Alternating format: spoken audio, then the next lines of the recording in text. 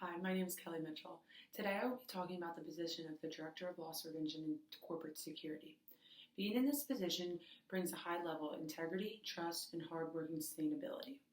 The Director of Loss Prevention and Corporate Security prevents theft in retail stores from coworkers and external, which is customers. The Director of Loss Prevention and Corporate Security deals with a variety of issues, from policy violations, theft, safety break-ins, and robberies. But they also create procedures to protect merchandise, employees, and customers so we don't have to deal with these problems as we go on. Now, before we get started, I wanted to ask you a question. How many of you guys have gone to the store and seen someone steal? Now, if the Director of Loss Prevention and Corporate Security position didn't exist, the company would lose money, which means the price of the item would have to go up. Now, if this position did exist, just like it does, each item would get returned, which means the price does not get raised. So having this position is not only saving the retail shop money, but also saving you money, because as each item gets stolen, the price has to go up so the shop does not lose money.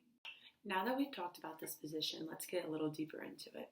The three main points I want to make today is protecting the company, how to deal with external theft, and what happens when they get caught stealing from your company. Now, the first thing is protecting the assets of the company, which is safety. Educating your employees from situations that deal with customers, like stealing, what to say, how to act, and how to respond. Training your employees on how to protect themselves from dangerous situations like robberies, active shooters, and grab and runs. The second thing is employee theft. Currently, the number one way of employees are stealing today is refund fraud, which processes the fundamental or void the dollar amount, which can go up to the thousands. The second thing is employees are marking down items to benefit themselves or customers, which is called discount fraud.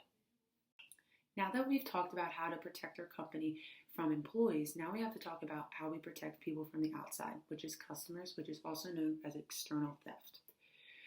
This all boils down to two main groups, shoplifters and organized crime.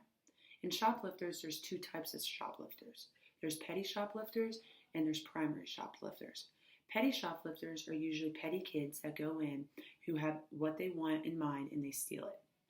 Now, primary shoplifters, which is the biggest issue in retail, is people who go in and steal whatever that's available and they sell it for retail price. Then there's organized crime, which is also known as ORC. Organized crime has been a rise over the past 10 years. Customers are running in groups and they steal whatever they can get, and then it's sold for a profit. Now, the second type of work is known as people who are working for someone else. They have a list of items that they need to steal. They steal these items and they bring it back to the person that they're working for, and those people sell it to make a profit. Now that we know what loss prevention and corporate security is, what happens next? What happens to those customers' employees that are caught stealing? For external theft, which is also known as customer theft, the merchandise is recovered. The suspect is apprehended, which means the suspect is detained by the loss prevention employee. The police is called and the suspect is arrested. For employee theft, which is also called internal theft, there are 4 steps that go along with it. For the first step, loss prevention is notified by either store personnel or through reports that loss prevention runs daily. For step 2, investigation is created. This is where the loss prevention will investigate all aspects of the potential theft. During this investigation, loss prevention will determine if the actual theft took place. For the third step, loss prevention will interview employees to gain admission of the theft. Now, after all this is done, the 4th step will finally take place. Once the admission is obtained, the employee will be charged with crime, forced to pay back the restitution of what they have stolen, sued civilly, then they are terminated. As you can see, loss prevention plays a vital role in protecting the company's assets.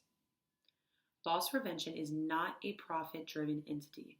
However, the loss prevention plays a major role in protecting the company's bottom line of the profit and loss, also known as P&L statement.